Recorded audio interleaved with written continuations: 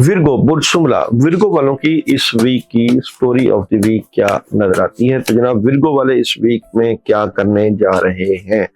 अच्छा जी, विर्गो वालों के पास अच्छे काम भी आएंगे, बड़ी खबर भी होगी, चेंज भी आएगी, अचानक तब्दीली आ गई और फिर नेगेटिविटी, उदासी, जज्बाती और कोई बड़ा करने का सोचना, लेकिन सारे मामला सुकून से करिएगा।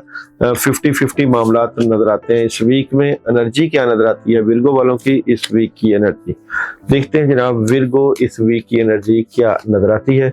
तो विर्गो वाले इस पूरे वीक में मामलात को मोहब्बत से डील करेंगे।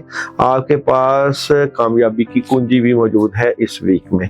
अगर बात करें विर्गो वालों के इस वीक में जॉब, बिजनेस और कैरियर की, तो बैलेंस कर रहे हैं, मोहब्बत से मामलात को डील करें।